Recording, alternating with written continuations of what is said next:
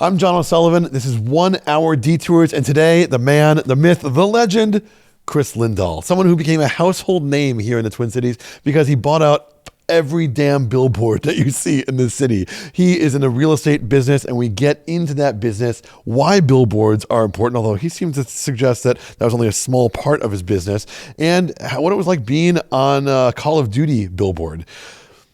The conversation went interestingly. It kind of reminded me of that scene in The Social Network when Justin Timberlake comes in and he just takes over the whole conversation, playing Sean Parker. With Kris Lindahl, I don't want to say he took over the conversation, but he certainly drove the conversation in a real way because he has a magnetic force of personality. And I found myself trying to say, wait, let me get into the weeds of that thing, get to the detail of it. Did I do a good job or not? I'm curious to know. Leave your comments below. Let's get into it. I want to take a quick moment to interrupt this, talk about how this thing happens, because the video that you're watching, it's not just me doing it. There's actually a whole team of people who helped me make these. It started out with me on my phone, just holding it like that, but nowadays I have producers who help schedule the interviews that I have. I have editors. I have social media coordinators who help me actually upload the content. I'm on all the platforms, so Facebook, TikTok, YouTube, even Blue Sky. I'm on. That takes a lot of time to upload those things out there. And I don't have that much time. I'm a busy guy with like a family and young kids and all that stuff. And so since I started on my own, I've since gone out and done this with an office and with staff, and there's lots of equipment costs. The reason I'm telling you all this right now is that for a long time I've been supporting this with advertisers, but it's just not enough. We need some support from the community who likes these videos if these videos are going to continue. So if you like what you're seeing right now, if you'd like to support it, you can do that by going to oneminutetours.com and clicking on a link to support. That is the thing that makes all the difference to make these videos happen. We have ambitious videos that we've already shot last year in Ireland and in Montana. In the coming year, we're planning for shoots in Australia, in China, Nashville, New York, as well as many in Minnesota as well. And so if you'd like to be part of that journey, it would mean a lot to me. It would also get you some merch, exclusive access to content, and ad-free episodes. oneminutetours.com is where you can do it, and I really appreciate your help. Cool. Well, I always like to let my guests do the honors, so want to hit the button?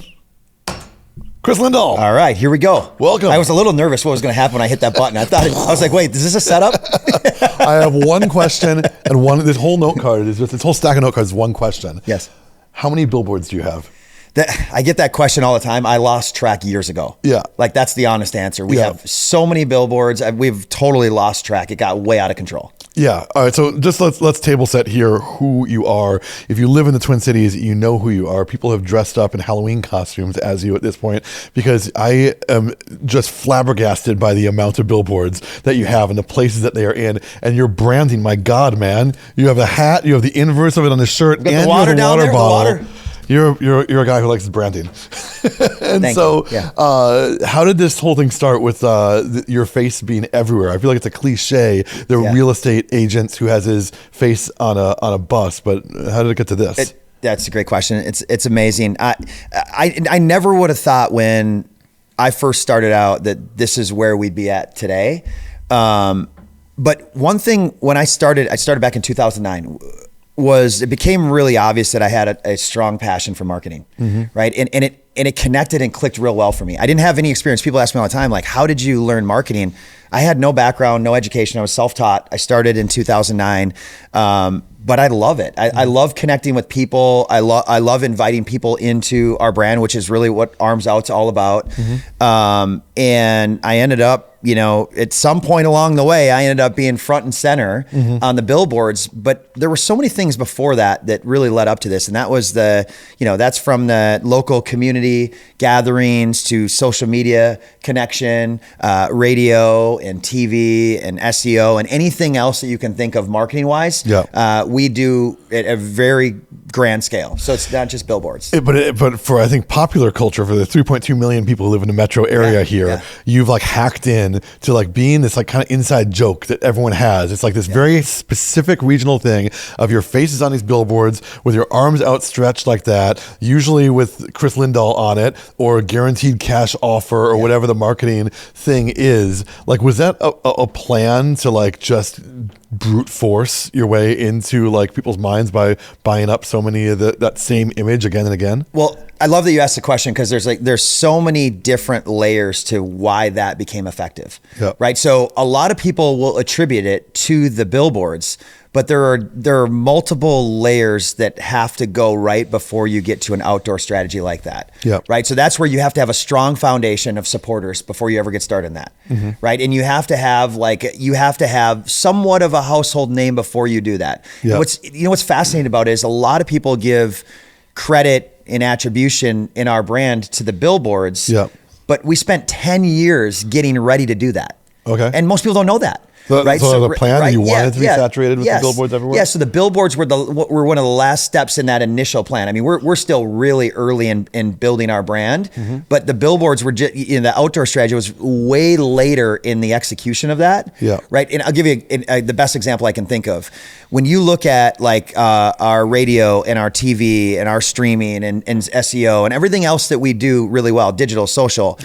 I mean, it's hundreds of millions of gross impressions without the billboards, hundreds of millions of gross impressions, right? So when people say like, oh, like it's a billboards, and you're right. What you said is exactly what almost every single person says to me. Sure. Right. But it's fascinating because there's all these other touch points that we have that are connecting with our local community, but they always go back to the billboards. I think part of it's just a differentiation of like, it just stands out. Well, I think it's also that like, there's only so many people who have the means to be owning real estate or in the market for real estate for one thing. And then once you have it, it's a whole learning curve to figure this thing out. Like, of course. I just turned 40 this year and we were only 2 years into being homeowners ourselves. Yeah. And congratulations, so, like, by the way. Thank you. Yes. So it's for you, I imagine you're living, breathing, drinking this world of real estate.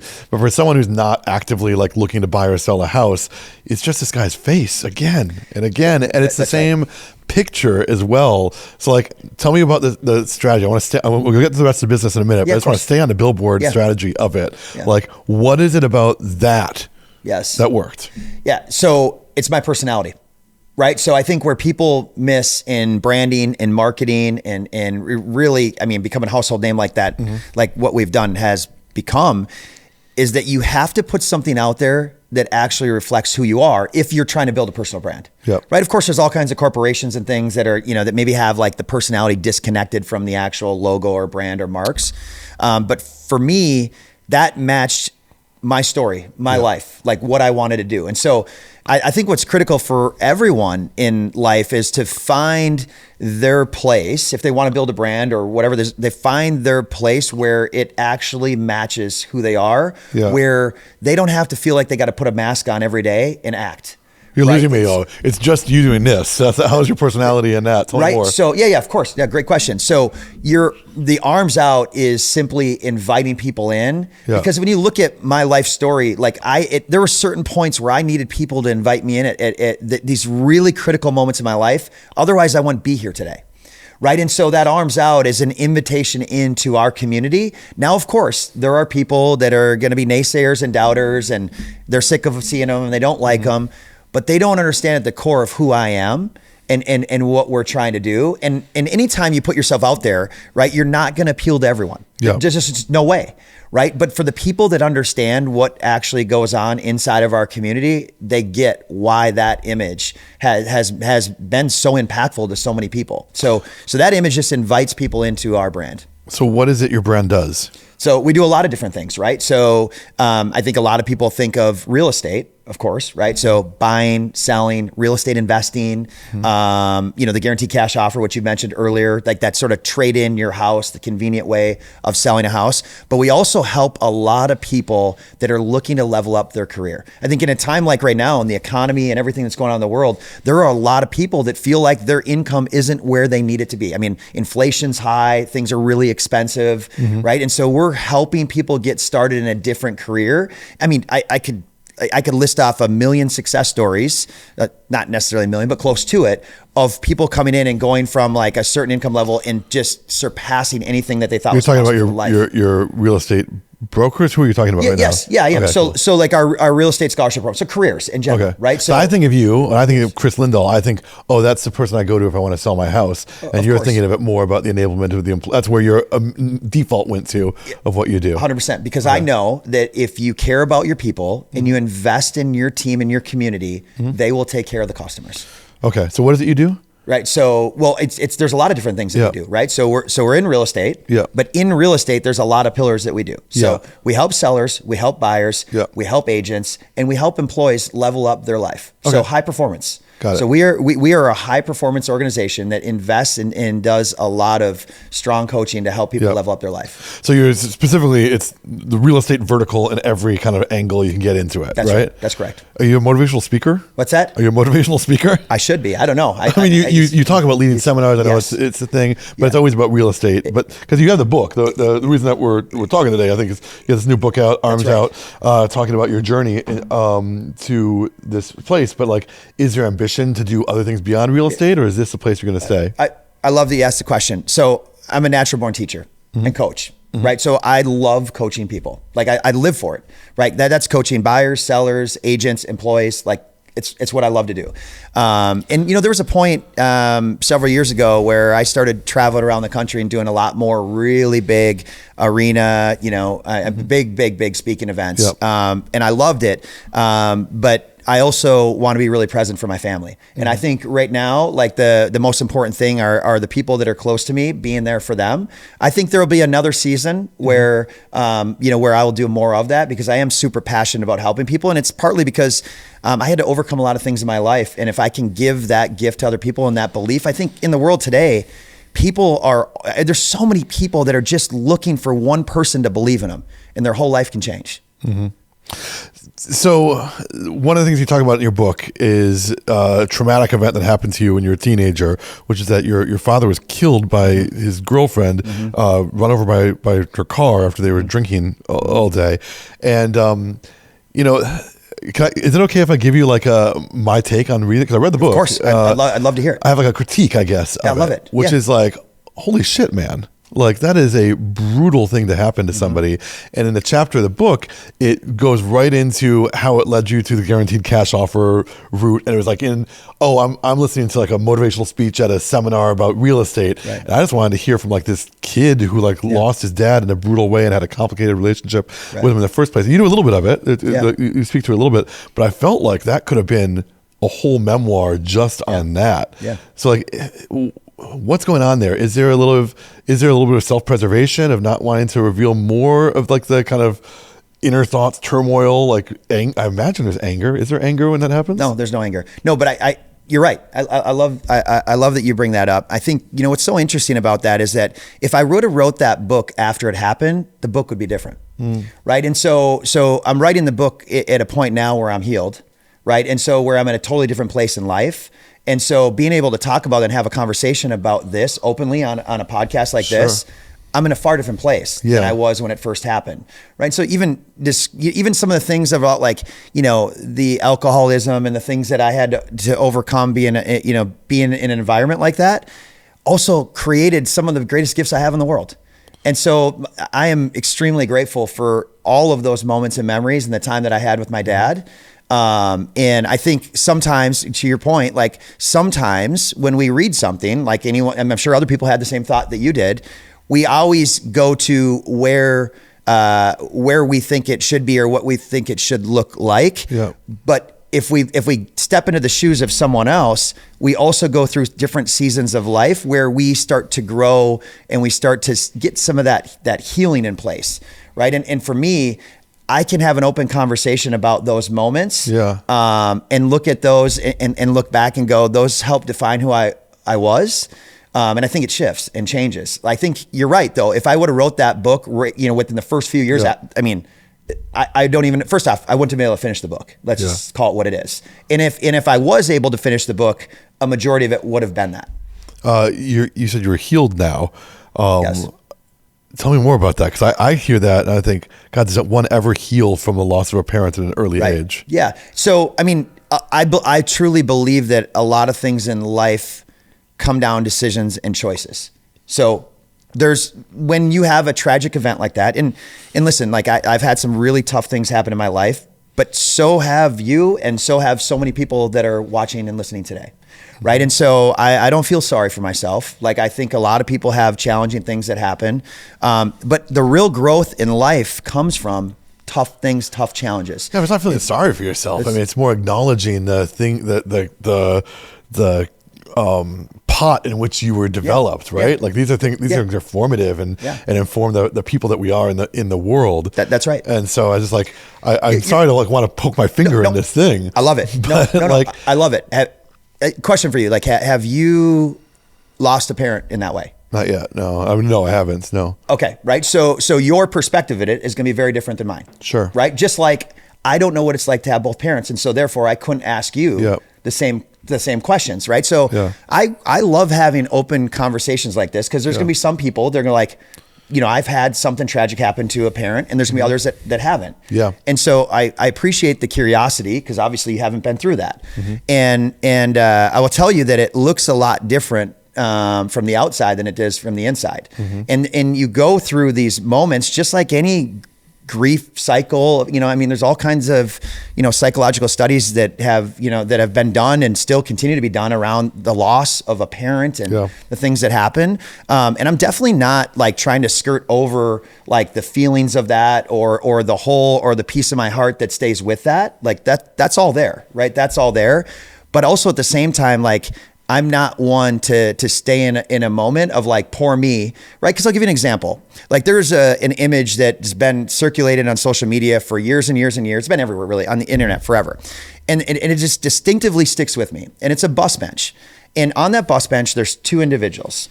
Like, the one is sleeping underneath it, and another one is in a suit and tie. And they both say the same thing. My dad was an alcoholic. One is laying underneath the bus bench, and one is sitting on the bus bench, thriving in life. Two people, same situation, one thriving and one can't get up and do anything. And so at some point in life, we have to take ownership for where we're headed, right? And so I think that's the piece of this for me, is like, listen, like, I'm not going to raise my family that same way. And I think we all, you know, for everyone that's a parent, you know, oftentimes you see, you know, we overcorrect. And listen, I'll be as honest as anyone. I may potentially overcorrect myself from what I went through, right? So we overcorrect and go, I'm not going to live that way. I'm going to go here. And we go to extremes. Every once in a while, you hear a parent that says, hey, I'm going to do the same thing the way I was raised because it was amazing. I love it. But most of the time you hear parents go like, I'm actually going to do the opposite, or I'm going to do this, right? And so I made a decision over the years, right or wrong, and I think we all get to reflect on this as we grow older, that I'm going to take life into my own hands. And I'm going to take ultimate, complete ownership for everything that happens moving forward. And I'm never going to put myself in a spot. I'm not going to be an alcoholic. I don't drink. I'm not going to put myself, I do zero drugs. I don't do anything. I'm going to be the best father that I can be. Like, and I made that decision in those moments. And that's, by the way, my dad getting run over is not the moment that all of that changed. It happened with the alcoholism and all of that before that. Right. And so you go like, I'm going to take life into my own hands. Yeah.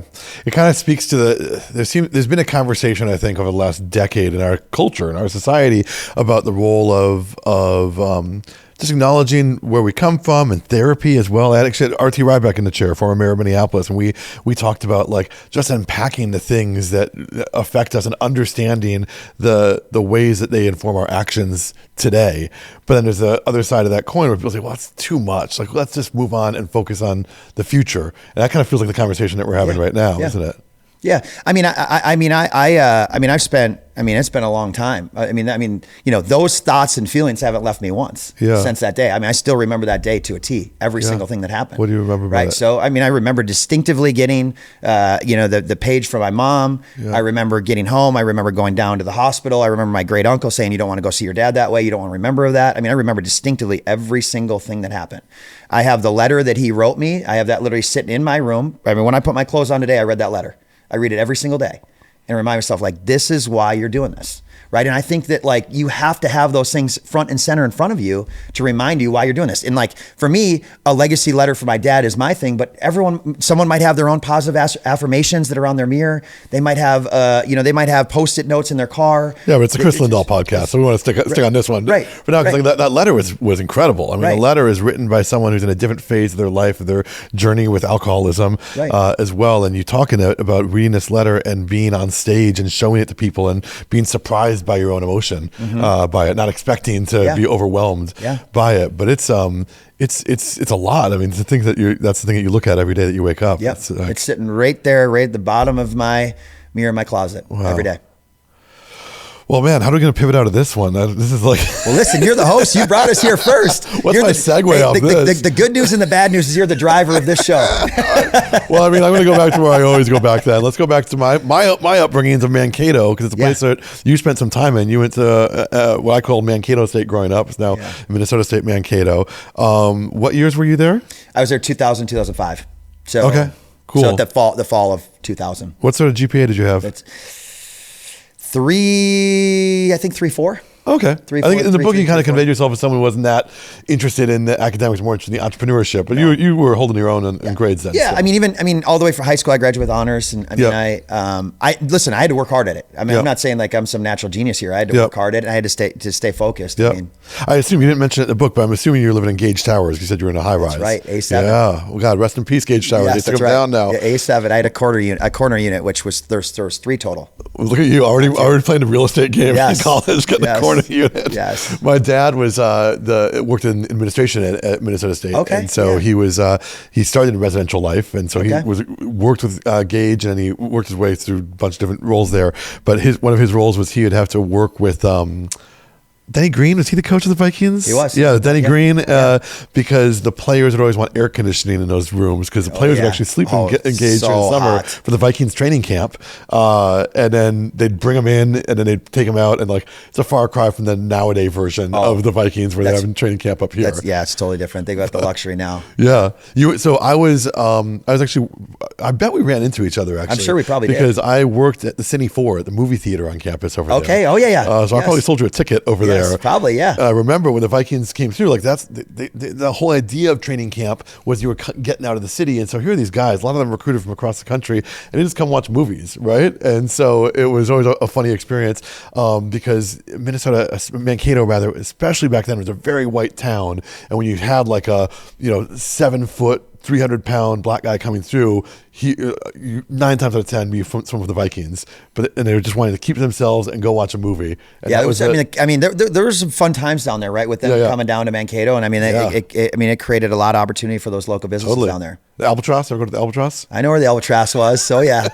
Yeah, I know all of it there. The thing that you did over there is actually, in my world a little bit, you got into the travel industry and you sold trips to Mexico for spring break. Yes. Back in, I feel like it's the heyday of like the MTV spring break everything. days, I mean, it feels like the good old days of everything. But maybe I think that's just how everyone feels when they grow up. They look back on the time like, oh, you should have seen the stuff we were doing back when we were kids. You know? I mean, the interesting thing that you did is you sold these trips down there, and people would get down there, and another company would sell wristbands for all you can drink specials, $99 for the week.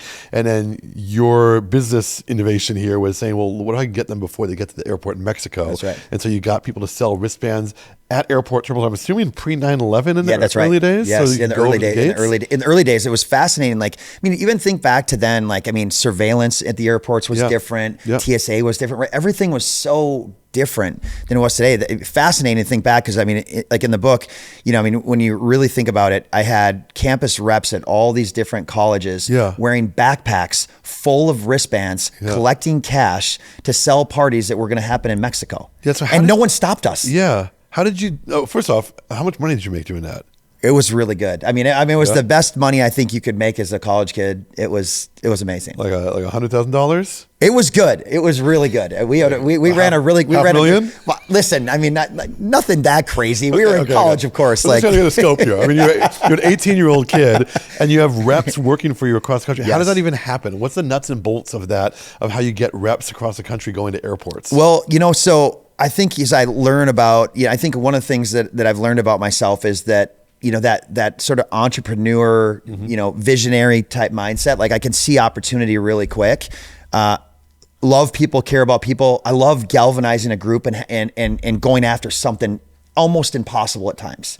That's what I love to do, right? So I'm like, hey, like how are we going to create an opportunity here where we can help kids with a fraction of the cost of what they're going to pay when they get down there with the other company, right? So we're going to give it to them for way less money, and like let's just prove something out that's never been done before. And that's what I love to do. Like I get a thrill out of doing things that everyone says you can't do or logistically look like it's absolutely impossible. Okay, but how did you do it?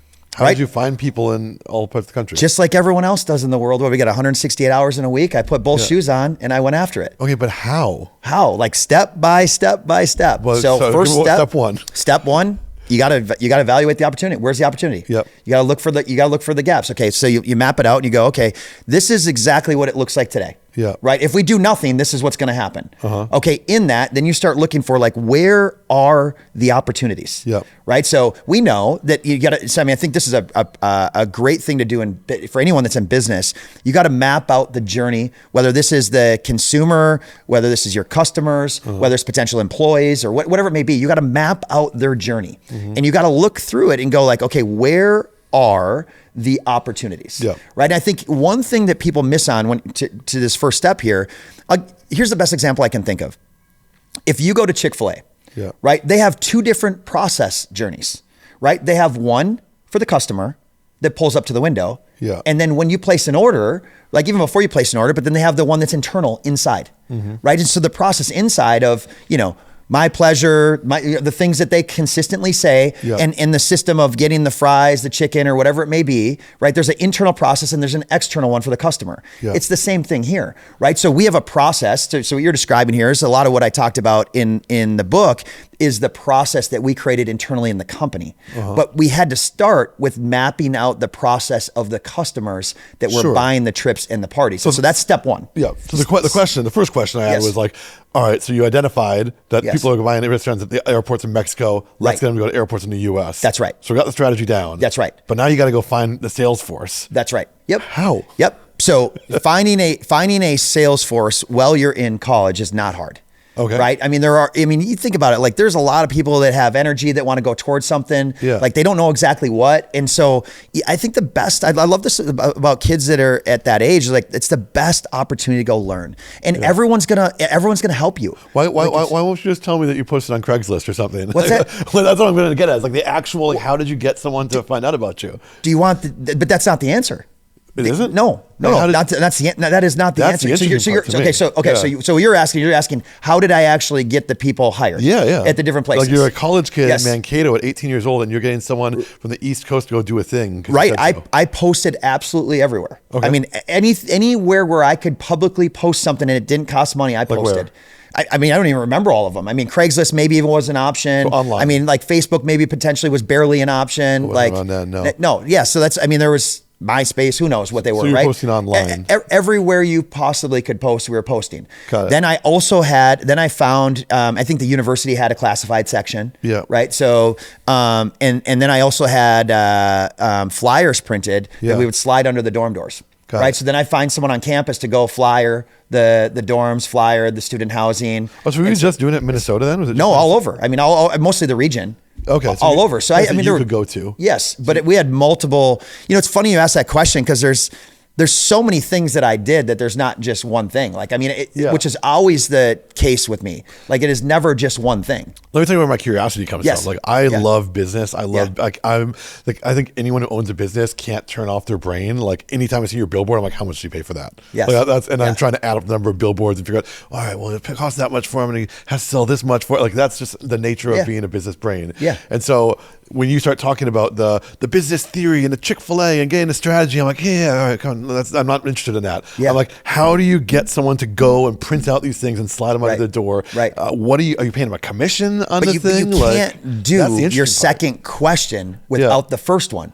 You can do the second one, but it won't work. Okay. It will not, you cannot, and this is the problem with, I would say, most people in business. They skip past the boring stuff if they're visionary and they go to shiny object. Like, how do I do this? How do I do that? How do I do this? And they continually fail. Right. And they don't know why. And so, like, listen, as a crazy visionary, do I want to start and spend all my time mapping out consumer and customer and all the other journeys? No, I don't. Yeah. But I also know that it's really impactful for them. And if I make it impactful for them, the success I'm going to have is going to go up significantly because of it. But to your second point there, like all of those steps along the way matter. Yeah. They really do. But if you don't get the foundation right, it's kind of like building a house on three walls. I still don't feel like I have a good idea of how a college student's like, yeah, I'm going to go sell wristbands for this guy. Right. Yeah. But what part? Like the commission part. How much do you pay them to do that? How did you recruit them? Right. Was it a wage? Like that sort of thing. I mean, we could get it. We can go for hours around building. Yeah, I mean, we're talking about an entire business, right? Yeah. So the way that it worked to your question about how did we pay them? Yeah. If you brought, now you're like testing my memory. Yeah, right. This is more of a memory test than anything else. It's not a court of law or anything. I'm just like generally interested in like so this business if I remember the way we had it set up, if you brought 4 people with you, right? Yeah. So a lot of the occupancy that we had down in Mexico was like 4 per room. Yeah. If you brought 4 people with you, you got a discount on yours. Yeah. And I think when you crossed over 8 or 10, your trip was free. Yeah. Right. So you were incentivized, right, to go out. And so these team leaders, these group leaders were incentivized to go get their friends and put everyone together. Mm-hmm. And then they got to go for free. It's genius. Yeah. Right. And so you found sort of the influencer of the group. Yep. And by the way, in the world today, finding natural leaders doesn't take very long. Mm-hmm. Right. So the natural leaders are the ones that are calling when you start marketing on a campus. Mm-hmm. They're the A leader that's calling, trying to facilitate the group. And so when you're having that conversation with that leader and say, hey, listen, like here's the incentives that we have for you for organizing this. And by the way, instead of just getting 3 of your friends, what if you got 8? What if you got 12? What if you got 20? Right. And so like that's how you create incentives. So now you're traveling for free and to a certain threshold, and then we're paying you. Mm-hmm. Right. So now all of a sudden it goes to your point about the commission. It goes from initially it was, oh, this is amazing. Like I can actually travel spring break to Mexico for free. Right. And then as they grow, they're making money. So now that not only are they going for free, but now they have spending money to go as well. Yep. I think I disagree with you actually on the point of like I don't disagree on the most important point being strategy and the inspiration and all that. Yeah, I appreciate that. But I disagree on that. I think that a natural entrepreneur usually comes to the table with that, and then they get stuck when it's the actual implementation. And this is my world as like a tour operator. I know a lot of tour operators around the world in different cities, and they're all small mom and pop operations because it's never really worked for businesses to own the operations across the board. So you have all these like individuals trying to do it, and then they're just like, literally, how much should I give a hotel concierge to be able to sell one of my tours? And someone's charging 50%, and someone's just giving them a pack of beer, and no one really knows. And so sometimes just that little insight that you gave is, I think, more valuable than go find the motivation and the inspiration side of it. Okay, so I don't disagree. I think the answer always is it depends. Yeah. And it depends on the person. Yeah. Right. So like what I'm talking about is I'm talking about world-class elite entrepreneurs, right? I'm not talking about the small 2-3 person operation. Sure. I'm talking world-class, which is where I spend all my time. Like everyone that I spend time with are doing amazing things in the world. Got it. But when you're first getting started, you're right. There might be some different ways to approach something. It's not a one size fits all. I'm simply answering it from what I did. Yeah. Right. And so like, and I measure the things that worked well and the things that didn't work well. And over time, what I found is that, I mean, when you look at the stats, most entrepreneurs fail, right? They do. Right. Why do they fail? Because exactly what I said, right? Exactly what I said is that they don't understand the process piece of it. And the idea person's easy to find. You could find 1 million people that have got a bunch of ideas. Yeah. The execution is where the magic is. 100% right? agree. And so the process piece is what sets you up to execute properly. Right. Because if you go chase shiny objects and you go try to execute without mapping out the process, you're executing on the wrong things because you don't actually understand what you're trying to execute on. Well, that's where a lot of my questions come from on this podcast, just generally in life. It's like I get really interested in, specifically how does it work? So it's a nice segue for me to ask you, like, what is the empire? Because you refer to in the book about starting a sign company because the sign companies wouldn't print this silhouette that you wanted on there. Yeah. You also talk about starting a brokerage, which I don't know enough about the real estate world to understand the difference between real estate agents and brokerages and closing and all that stuff. Yeah. But I'm just wondering generally, like, how many how many entities Yeah. do you work in? How many? What's the umbrella look like? So as of today, I mean, this is an approximate answer. I mean, I truly don't know the exact number. Yeah. It's somewhere around 35 Really? entities that we own. Somewhere, give or take a couple, right in that range. Why so many? Because of all the companies in the brand, all the things that are connected to what we do. I mean, inside of real estate, you have a lot of different things that happen, right? Okay. I mean, so you've got signs, you've got staging companies, multiple staging companies, you've got furniture rental companies. In some points, like we actually even have complimentary staging services that we give to homeowners. Just a step back for people who don't know this world. Yes. It's like, 'cause I'm actually in the process of selling my house right now. Yes. Is that you go to sell your house and then you want it to look attractive to a new buyer, but maybe you're partially moved out. So a staging company will move in kind of fake furniture. It's not fake furniture, but it's furniture that will give someone the vision of what this house can be, so they're not looking at empty rooms. Of course. So usually a third party, but you're saying that you have a staging company? Yes, we own all our own furniture. Okay. Yep. And so what we found over time is that a lot of times when we do these things, like we've used third party companies and we learn the inefficiencies. We're like, gosh, we got to be able to do this better for customers, which is back to what I said earlier, which is mapping out the journey first. Yeah. Right. And so all of a sudden what I found in the early days is like too much stress was going on the homeowner. Right. We know that selling a house is one of the top most stressful things if you go the traditional way. Yeah. We know that from a million studies and surveys. It's like, how do we make this easier? Like we're constantly trying to figure out how to make it easier because we continually look at the process mapping piece of it. So the staging companies, I imagine a bunch of the companies, because I imagine you have to be registered in different states to operate in different states. Yeah. So we're licensed right now, I think in 9 states. And is this book its own company? Is a publishing arm part of it? Yep. So we have a branding marketing agency, right? Okay. So we do internally we do all of our own marketing. Yep. Right. So we do that all in house. So a lot of people on the outside that know a little bit about marketing would call it probably a mini agency. Yeah. Right. So we run everything on our own. You've got the title company, right? That runs all of. Right? I mean, they're the ones that help facilitate all the closings. Sure. You've got the guaranteed cash offer entities, right? That go out and write checks and give cash to homeowners that want to trade in their house and move fast and value convenience. We have education companies. Yeah. There's so many entities that are. It's amazing because you're right. Like when people hear. Kris Lindahl Real Estate, they think just the sort of brokerage team environment, but there's so much more that goes into that. And we could spend, hours and hours on that as well. So, I have 2 legal entities in 2 countries controlling 5 brands, and I feel way overwhelmed already on it because I'm trying to, at the end of the year, just figure out like, wait, am I doing well or not? Because one company will be doing well, the other's not so much, and so they offset each other. Like, how do you even wrap your head around this? Like, did you learn this yourself? Do you have a good finance person? Exactly. I did learn it myself, and I think that's always the most important, so that you understand exactly what's going on. But the credit goes to my team. Truly. I mean, that's a cliche thing to say, but it's genuinely true. From the accounting team that we have to the finance team that we have. This is a really sophisticated operation. Yeah. I mean, to give you an example, just context wise, hundreds of millions of dollars in real estate being purchased, hundreds of millions of dollars. Right. I mean, you think about it, someone trading in their house, you take in, somewhere between $150,000 to upwards sometimes of $1 million per house. Right. One house. Right. And then you start taking a brand of our size and you start talking about thousands and thousands and thousands of homes and billions of dollars in sales. Right. That is a massive operation. Yeah. And you cannot do that without great people. Yep. There is no way. And also with that level of capital, you can't do that without a great finance team. The level of scale that you have also inspires strong opinions. And I learned this week because I am selling my house. And so it's on the MLS. We're having viewings coming through all the time. And, your team sent me the book before. And so I was reading it at my house. And I left it on a coffee table. And one of the realtors came through and he saw it. Yeah. And on the system, when someone views a house, you can leave comments in there. And they said, your client, he didn't know I was going to get this. Your client left out this Kris Lindahl book. I can't believe that's out there. I can't believe he's reading this, but good on you for saving him from this bottom feeder. Yeah. That's why I talked about you. What I love about people like that is you need them. Yeah. Right. You need them because if you don't have them, what you're doing isn't working.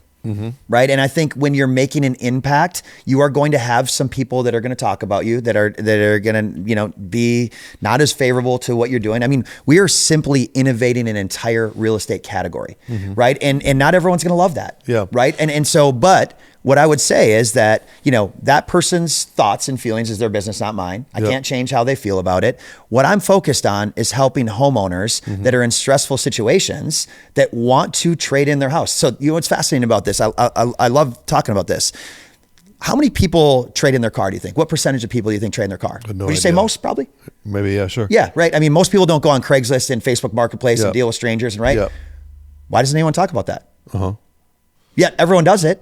Why do they do it? They know they could get a little bit more money if they went and did Facebook Marketplace or Craigslist or wherever else. Why don't they do it? Because we're in a push button economy that prefers convenience. Okay, and the guaranteed cash offer, there's a subtext to that, I'm assuming, as well. It's like, hey, we're going to give you cash right away for this, but it's going to be less than you're going to get if you go with a traditional Well, how do we know? model, right? Right. So we got to break this down now, because now that you're asking, we absolutely have to break this down. Okay. So selling a house traditionally, right? Commission's negotiable, right? It could be anywhere from 5%, 4%, 3%, doesn't really matter. Call it 7%, totally irrelevant, okay? So you've got potential closing costs, you've got all these fees that are stacked on, right? So you've got all this cost, you've got the inconvenience of doing the repairs, in most cases doing the staging, getting the house ready. Then you've got the sleepless nights of doing showings and no one's making offers. You've got to do price reductions. You've got to negotiate with a buyer. Maybe you get lucky in this market and get a buyer. Buyer loses their job because of layoffs that have been happening. So you restart the clock and you do that again, and you rinse and repeat. Like when you look at right now in the MLS, like you've got tens of thousands of homes that have been rejected from the market. They have not sold at all. And so when you put a price on what's high, what's low, like how do you do it? Right. So how do you do it? So if you say, oh, well, if you do a guaranteed cash offer, like you're giving some of your equity away, like in a lot of cases, this is the certainty that someone needs. Like the alternative is they're on the market for 10, 12, 14 months. It never sells. To put it another way, you're exchanging part of the equity for the certainty that you're going to get the sale done in the time you need it to. Well, I mean, I guess not really, because like just the same thing you could say about the traditional process. Like if you're paying a commission, you're exchanging some of your equity for commission. I tried a little experiment on this because I am selling my house. I called up the hotline and I said, hey, can I get the guaranteed cash offer? And they wouldn't give me it, actually, because we're selling our house for $400 and we have $323 left on the mortgage. And they said, we'd have to give you an offer that's less than the mortgage that's on there. And so it wasn't attractive enough that kind of $70K gap that was in there. I imagine the reason, like, listen, this has nothing to do with your house or your relationship with your real estate agent. Truly, like I would imagine the reason why that didn't work is because you're under contract with another real estate brokerage. Okay. Right. So, which is fundamentally very different. Okay. Right. Which is also why you hear a lot of our stuff that's like, this is a tool that most people use before they go on the market. Yeah. They see paying commissions, paying closing costs, paying all this stuff as a significant expense. Yeah. Right. Because, and also like there's a big gamble of going on the open market if the number doesn't work. And so if you're evaluating this before someone goes on the market, for example, and they think like, oh, I'm going to get 400,000 in my house, but what if they don't? Yep. Right? Then their whole entire equation is wrong. I guess what you take, one way to analyze it, I guess, would be to like take what is the average closing cost for other realtors and what is the. So I would say if you want to take a general average, if you said commission, closing costs, everything, you're probably 10%. 10% right? less. You're probably 10%, right? Yep. So that's kind of what the going rate is. Most people somewhere in that range. It's all negotiable, obviously, but it's somewhere in that range. Yep. And then what you have is, are you going to get lucky and sell? And then what time frame, right? So because there's holding costs, like how long is it going to take you to sell? Right. Because each month you may have a mortgage, you may have holding costs, you maybe have in the winter, like you might have. There's lots of things that could happen. You might have ice dams, you might have pipe problems, you might have heater. My heat exchanger just went out yesterday. So I had to replace it and put a new furnace in, right? So like all these things happen, but these are never things that people calculate. And then the one, I'll tell you, like we don't need to spend all day on this, but I will tell you, people don't put their time on there. Right. So what happens is they say, oh, well, I could get 400,000 if I do this. And if I go with you, I'm going to get 370 or whatever the numbers are. It doesn't really matter. But they're only comparing if it happens fast, which we know is not happening as much anymore. Right. And so it's a very distorted view of what is actually happening in the world. And then if you put your time in there, how long have you been worrying about it? How long have you been working on it? Most people, unless they're really sophisticated business leaders that have been used to valuing their time, do not even put their time on a settlement statement. right? So you go like, oh, I won. Here's my check. Here's how much I made. My real estate agent's amazing. This is what I got. But then you go like, you've been spending not only a year getting it ready, but you also spent 3 years renovating it. You're a master marketer, and so you're very good at framing this in the perspective of the client. But I'm actually interested also to the perspective of the business entrepreneur here, because part of this has got to be like, okay, we're gonna give people the service of the quick exchange. But we're also going to get a better deal on it and be able to sell it for higher. So is there like when you look at your spreadsheet, you're figuring out what it is for the year, like do you have a percentage you're trying to get below, or you're confident you're going to be able to sell for more? Or how do you think about that? So I appreciate the compliment about the marketing. I will tell you that what I have learned from all of this, the reason why this works at this level, because I've sat at more kitchen tables than most real estate agents in the country, hands down, period. No one sat at nearly the amount of kitchen tables. I've had this type of conversation with more people than most agents will ever have in their career, right? And that's why I know what works. Most homeowners hate this. They hate the traditional process, hate it. And when you start laying and lining item out all of that stuff, it is really tough to justify doing it, which is why so many people trade in their car. This is newer. This is a newer thing. And so people aren't used to it yet. 5-10 years down the road, the majority of houses are likely going to be traded in just like you do a car. And it's going to be the same type of process because homeowners do not like this process at all. Now, for the second part of what you were saying there, which is on the business side of it, we win some and we lose some. It's a high volume business, right? And so basically what's happening is a consumer they basically don't want to take the gamble or the risk, and they're putting that risk on us, right? And so we provide a service to take that risk on for them. In exchange, they get the certainty and they get the convenience and they get to get that fresh start and move on with their life quick. And for a lot of people, and I would say we see this too, like a lot of people that have done this before, right? That have been through the traditional process are the ones that say, never again. I will never do that again. Actually, we just had a review come in the other day where someone came back for a second house. They had 2 houses. Second house, like, hey, we did it the traditional way and it was a nightmare. Well, it's also that the realty and I guess car sales as well, they're like stuck in this old world way, and part of its legislation that supports this, but like there's a white blood cell sort of attack at anything that kind of tries to change it up. There's like a documented case, I think it was in Colorado, where a guy tried to sell his own house and do it fully off the grid of the traditional realty way of doing it, and it was attacked in there. Which is some of the, as you know, like this is some of what I face from some people in the real estate industry, right? I mean, they say, oh, it's not this way, it's not that way. And I would welcome a conversation to sit down with anyone in the industry and break down what I already know to be true, right? So, I mean, I've already been there, done that, and helped so many homeowners. I think it's just important right now for people to know that there's options, right? At the end of the day, each homeowner gets to decide which route they want to go. It just depends on if they are a gambler and want to take the risk, or they want someone like us to do it. In the book, I think I counted 3 allusions to. You said that like when you get this big, or your face is so visible, that you're going to attract lots of comments, criticism, and rumors. And you talk about rumors that were spread about you. You allude to them, but you never speak to them specifically. What rumors like keep you up, or do you think about when you make that sentence? None of them. Okay. None of them. But I mean, you could go on. What have you heard?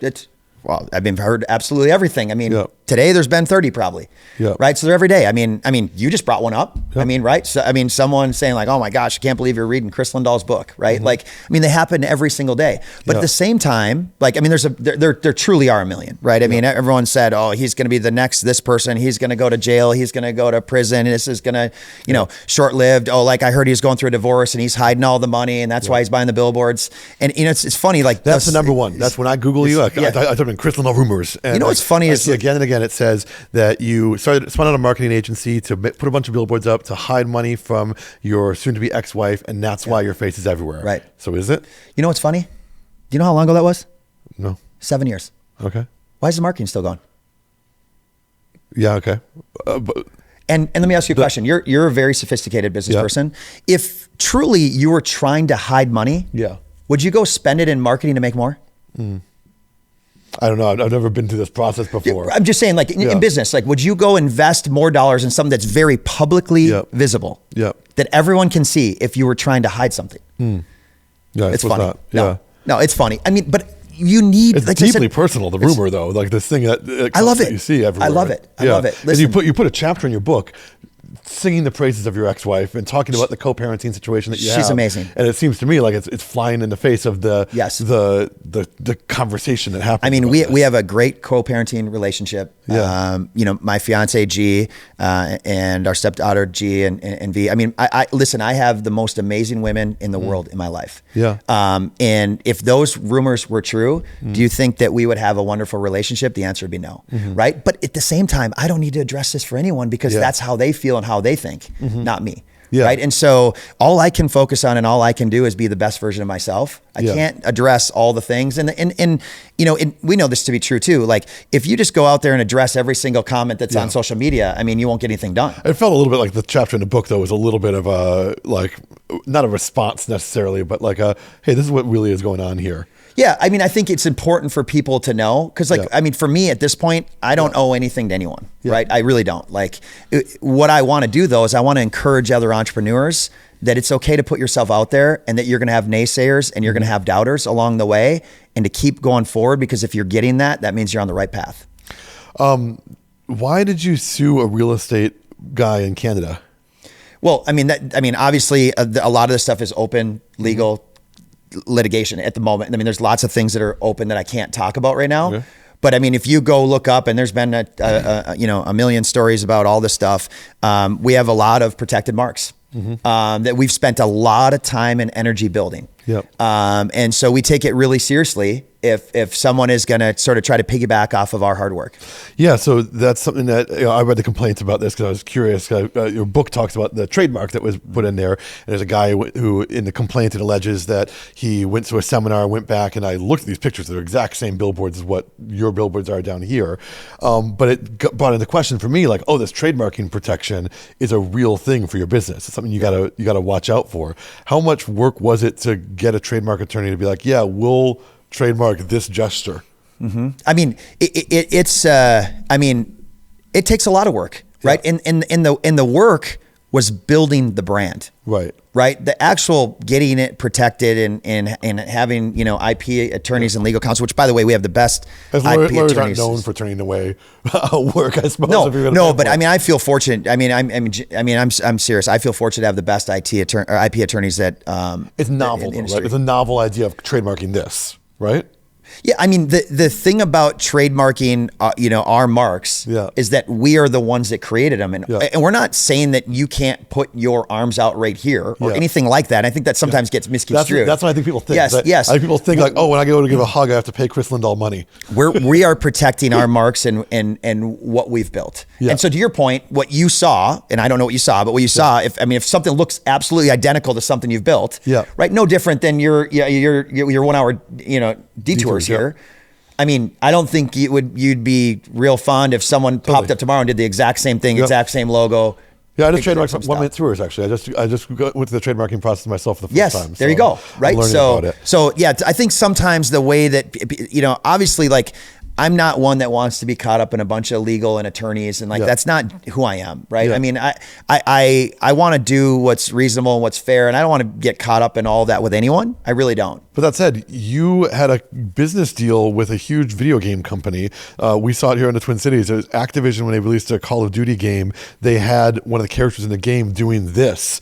What's that phone call like? So what an unbelievable story, and would have been an incredible honor. I would say, for anyone that, in any sort of business, leadership, entrepreneurship place, I mean, to have an international company owned by Microsoft to license your marks is like the top of the top of the top. And I am extremely grateful for that. So how did it happen? Like, how did you, was there a phone call or email or what? Their CMO reached out to us. And initially when they reached out, and I remember the first conversation that our marketing team had, it didn't even get to me, it got to our marketing department, and said, hey, there's a video game maker that this is how it looked. There's a video game maker that reached out that wants to feature Kris in a video game. Yeah. Right. And so we get a million requests every single day to do partnerships with our marks. And I would say 99.9% of them just aren't the right fit for our core values and in alignment with us. And they didn't respond. They said, we get a million little things. The way that it looked, they just thought this wasn't weird. It was a little bit weird. And then fast forward 3 weeks later, and the CMO of Activision reached out, and someone on our team said, hey, I think this is something you want to at least talk to them about. So I still remember I was actually coming back from fishing, and I was with a friend of mine, and I had a conversation with the CMO, who's an incredible human being. Like, I mean, just didn't know anything about their team or anything, but just a stand-up human. Where do you even get the idea for it? Because it's a regionalized mark, right? So here's what's really smart. I've never seen it done before, and you know, obviously I love marketing, and I want to give credit where credit's due. They did the research, and they created sort of this, you know, this basically strategy of local icon takeover. And they went and researched all of these different areas around the world where there were, you know, personal brands, mine one of them, that had high impact and visibility in markets. You know, one of the neatest things about this whole thing is that after they launched, I still remember this when their marketing team sent me a message, you know, Minneapolis St. Paul was number 10 for, you know, the Call of Duty game sales when this launched. Really? Number 10 in the whole world. And we're not talking US, we're talking the entire world. Fascinating. But we pushed it hard. Yeah. I mean, we had the TV running. We had TV ads running. We had, you know, the billboards everywhere. So there was a guy somewhere in Albuquerque who was, you know, a lawyer or something, and they also licensed him over there, and you were the guy in Minneapolis. So they did a strategy. I don't remember exactly how many there were. There weren't a lot, right? It wasn't like hundreds or anything. It was a select few people, because there were a lot of things, I'm sure, like there were a lot of things that they had to analyze and go through on their end to do that. But I mean, what an incredible honor. I mean, I remember, you know, once that went up, I was down there and I was sitting there by myself, and I'm like, from where it started in 2009 and all the things that I've had to overcome along the way and the things that we had to do to see that happening is like, we're on the right path. How pissed was that guy from Nicolay Law about that? Come on. Or Steve Terry as well. You know, Billboard empires over here. I mean, you know, listen, I mean, they're obviously, you know, great marketers, and they do great things. I don't know a lot about their business and how it internally works. Have you met those guys? I have not. Really? No, I have not. It's funny because the real estate business, or sorry, not the real estate business, the Billboard business is being kept afloat by, I think, 3 people. It's you, the Nicolay Law guy, and a TSR time guy, because those billboards are absolutely everywhere. Right. I mean, is it a competition? Because you guys, I imagine you're competing for the same spaces, right? I mean, different strategies, right? I mean, I think their strategy, I can't speak to their strategy, but from our strategy, like outdoor is just a small piece of what we do. How is that possible? My God, you're everywhere. Just like, well, I mean, if you're not seeing and hearing us in other places, then we got to figure out how to get in front of you more. So you didn't have, at the start of the conversation, you didn't have an answer about how many billboards, because you don't know. It changes so much. Do you have an idea of like how much you spend on billboards? No, it varies, right? So the strategy is fluid. Is it changes. Millions? I mean, is it? Of course it is. Of course, I mean, I think everyone knows it's crazy. Well, I mean, I have no idea. Oh yeah, I have no idea what even a single billboard would cost. Like, well, I mean, if you go to, I mean, most. It varies, right? It varies, and but you could be anywhere from 5,000, 7,500, all the way up to 50,000 for a month. Per billboard. Right. So it's significant. And you're also plastered all over the what's the new arena called where the Wild play? It used to be XL Energy Center. Now it's Grand Casino Event Center, I think. The Minnesota Wild. So we're the official real estate company of the Minnesota Wild. Yeah. And so that's another, is that outdoor element? You consider that outdoor? Is that the same? That's not, no, so that's a stadium. And that's an activation that we have in the stadium, which is, you know, we do the free t-shirts where everyone stands up and puts their arms out, does the Kris Lindahl, and catches free t-shirts. So, I mean, is that just marketing? You're thinking about where your customers are, and like Wild customers. Are there a good Venn diagram for Wild fans and people who might be customers of yours? So the Minnesota Wild and us have had a partnership for a long time. They're actually really good friends of mine. Like, I mean, from players to the staff, to the leadership, to the owner. They're really great human beings. I mean, they genuinely really are. I chatted to Steve Terry from TSR Law, and he was Timberwolves. So it's funny that he got the Wild. He is like the official, I think he's the official law partner, but he has like courtside tickets, and he's like there. He's very active with the team. I chatted with him because he has Nas Reed on a bunch of the billboards, but he put him up before Nas Reed became this cultural phenomenon that was in there. I was super interested to talk to him about like, is this like a windfall for you? But I mean, he was a smart lawyer who like didn't want to share all the proprietary information about it all, but it's just it's a game that's really interesting to me. I think there's different strategies to marketing, right? And so it's interesting, like when you first start, like when most people start in branding, like a lot of times they're paying spokespeople or different endorsers to endorse their brand or whatever. And it's funny how that shifts it's shifted for us to where people are reaching out to us to endorse their products and services. Whereas at the beginning, like we had some different endorsers that were helping us build things. And now, you know, I think you'd said like, even for how well known we are, now people all the time reach out to us wanting to endorse them. Isn't that odd? It's like the richer you get in the world, the more free stuff you get. It feels like unjust in some way. You know? I think a lot of it has to do with influence. Yeah. Right. So when you have hundreds of millions of impressions and we have a massive database and we're talking to a lot of people, we have a lot of influence. Yeah. Right. And so we have a lot of influence. A lot of people reach out to us for that reason. Yeah. So back to the Call of Duty thing for a second. Have you played Call of Duty before? I have not. Yeah. I know. No. Are you a gamer? No, I'm not a gamer. No. Okay. I mean, anytime you do, I am all in on growing our brands. Yeah. All in. And anyone I've ever met that is, you know, dialed in and in pursuit of excellence, you can't do that many things. Well, right. So I have to be, I'm great with my family and I'm really dialed in our brands and there's not a lot of room left aside from a few hobbies. And that's it. What are the hobbies? Fishing. Love it. Love fishing. I could fish every single day. It's one of my favorite things to do. It brings me back to my childhood. It was kind of my peaceful getaway of all the things that I had going on in my life. And then do you have front facing radar? What's that? Forward-facing sonar? Yeah, that's Forward-facing sonar. Do you have it? It's everywhere. Do you have it? I don't personally have it. No. Do you use it? I have a cane pole and a bobber. Okay. No, I'm just kidding. Not that far. I'm not a fisher. Yeah. The reason I'm asking is that Kris, our producer over here, he has his own YouTube channel and he did a whole documentary on the whole world and the ethics of is this fair fishing or is it an unfair fight and all that. Well, it's like anything. Like, it's kind of like it's kind of left the garage. Yeah. Right. But you look through time. There's been so many evolutions of technology. Yeah. Right. To the flasher, to certain advancements of boats, and there's been so many different things that have happened along the way. This one's obviously bigger. Yeah. Right. Which is, I'll give you an equivalent of forward-facing sonar and fishing is sort of like the conversation of AI. Yeah. Right. So it's like the same thing here, oh, I'm not sure about that, or I'm going to really use it, or I'm not, and everyone's sort of got a different opinion on it. Yeah. But the reality is it's here. How are you using it? It's here. Forward-facing sonar? No, AI. Oh, AI? AI? Obviously we use it. There's places where it definitely helps with operational maturity. Sure. Right? There are places where it does. I think there's definitely some gaps on the human side, of course. I think everyone would say that. It's interesting. Like, we're in this sort of world that reminds me of I'm 43 and it's like I know what it's like to kind of remember the rotary phone and the pager and the rest of it, but I also know what it's like to have all the technology and social media and AI and the rest of it. So I'm sort of in between both. Yeah. And I think that same thing is sort of going on with AI here. Like, if you kind of have the experience of both, where you have real world experience, you have high discernment, so you can go like, no, that's not right. That's hallucinating. That doesn't look quite right. Let me give it new prompts or let me tweak it here. Like, you're going to do a little bit better with it. Yeah. But then also, I think the thing is when you're in that sort of like where you know what it's like without it, is that you know that it's really dangerous to start having that replace who you are as a human. Yeah. Right. And so what you're seeing is like, you've seen this massive, I would say, overreaction to people just going really heavy and over-indexing on AI, where the true human connection and human-to-human conversation